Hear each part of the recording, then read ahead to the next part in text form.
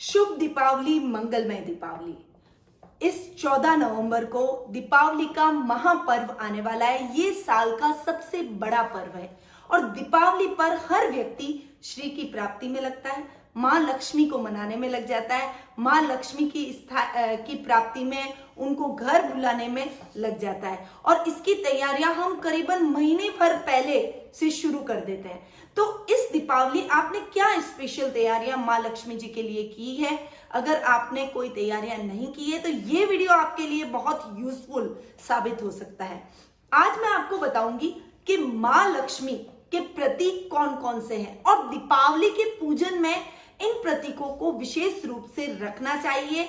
इन प्रतीकों का महत्व क्या है, उसके लिए मैं अलग से इन प्रतीकों के वीडियोस आपको समय समय पर देती रहूंगी। आज मैं आपको सबसे पहले माँ लक्ष्मी के प्रतीकों के बारे में बताऊंगी और ये प्रतीक आपको दीपावली से पहले इकट्ठे कर लेना है।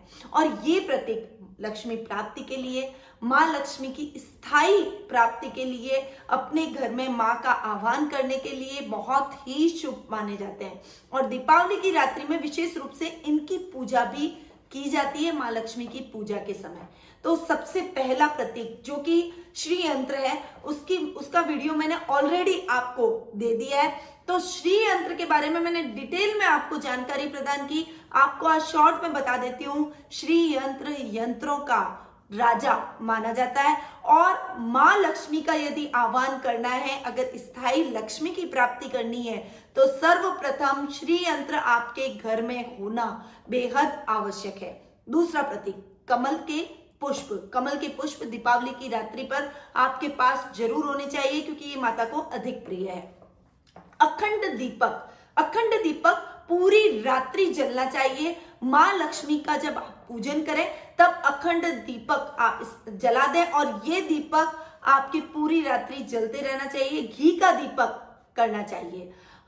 स्वास्तिक माँ को अधिक प्रिय है। यदि आपके पास आम की लकड़ी का स्वास्तिक हो तो वो सबसे अच्छा है, अन्यथा आप सिल्वर के स्वास्तिक भी उपलब्ध होते हैं, उन सिल्वर के स्वास्तिक का भी उपयोग कर सकते हैं, परंतु होने जरूर चाहिए लक्ष्मी पूजन के अंदर।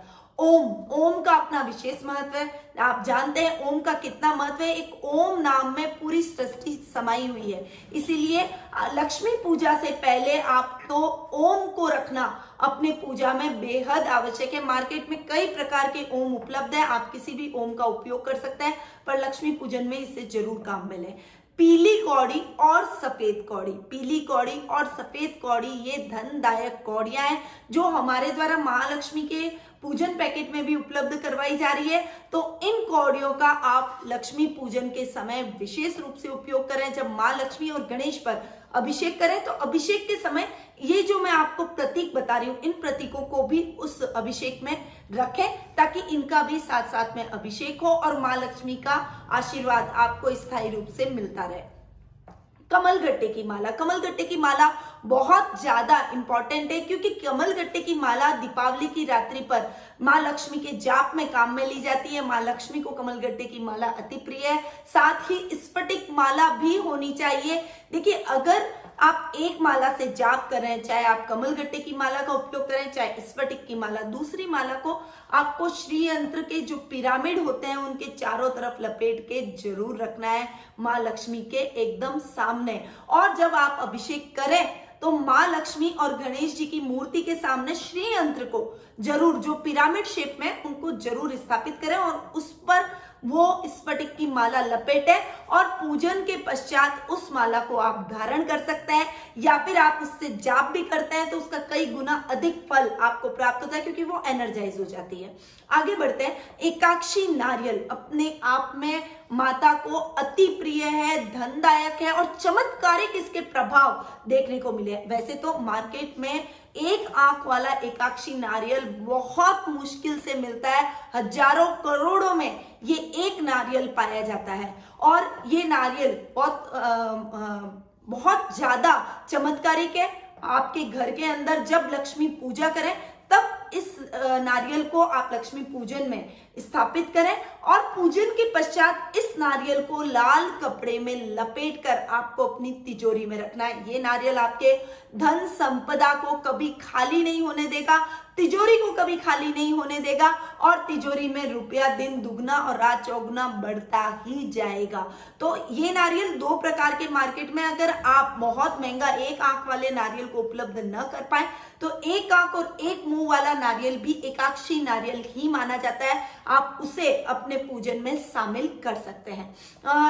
नेक्स्ट जो प्रोडक्ट जो लक्ष्मी का प्रतीक है वो है माँ लक्ष्मी की चरण पादुका है। हम हमेशा दीपावली की रात्रि में अपने घर के बाहर से अंदर तक लाते हुए माँ लक्ष्मी की चरण पादुकाओं को रखते हैं। हम कई लोगों के घर में आपने देखा होगा कि वो पेंट से माँ लक्ष्मी की चरण पादुका स्थायी रूप से बना देते हैं और कई लोग स्टिकर का इस्तेमाल करते हैं, कई लोग कुमकुम के पगलिये माँ लक्ष्मी जी के मनाते हैं और अपने पूजा कक्ष तक, अपनी तिजोरी तक उन पगलियों को ले जाते हैं। तो दीपावली की रात्रि पर माँ लक्ष्मी जी की चरण पादुकाओं का उपयोग जरूर करना है। साथ ही अगर आप कोई परत की चरण पादुका अपनी दीपावली की रात्रि पर अपने पूजा में रखते हैं तो उसका विशेष प्रभाव आपको देखने को मिलता है।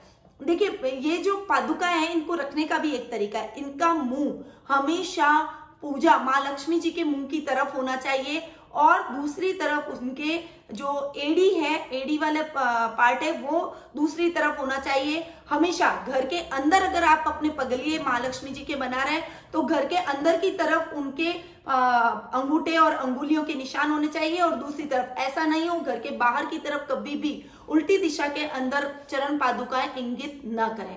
अब हम आगे बढ़ जाते हैं और जान लेते हैं गोमती चक्र के बारे में। गोमती चक्र तो माँ को बहुत ज्यादा प्रिय है और गोमती चक्र के कई सारे टोटके, कई सारे फायदे हैं। पहले भी मैं बहुत सारे वीडियोस आपको गोमती चक्र के देती आई हूँ और आज आने वाले टाइम में भी मैं कुछ गोमती चक्र के उपाय विशेष रूप से आपके लिए लेकर आऊंगी। तो पूजा में आप 5, 7, 9 या 11 यानी ऑड नंबर के अंदर गोमती चक्र को शामिल कर सकते हैं। दक्षिणावर्ती शंख, देखिए माँ को, माता लक्ष्मी का सहोदर शंख को माना गया है और भाई के रूप में माँ लक्ष्मी को शंख अति प्रिय है और दक्षिणावर्ती शंख का तो अपना विशेष महत्व है। ये बहुत रेयरली जाना जाता है। जब आप माँ लक्ष्मी का पूजन करें, भगवान विष्णु का पूजन करें, तब आपको दक्षिणावर्ती शंख को जरूर अपने पूजा में रखना है और साथ में उस पूजन में ही आपको जो पंचामृत है, जो जल से आप अभिषेक करते हैं माता लक्ष्मी और भगवान विष्णु पर, उस शंख से अभिषेक करें। इससे माँ लक्ष्मी बहुत जल्दी प्रसन्न होती है और भगवान विष्णु का आशीर्वाद भी आपको प्राप्त होता है।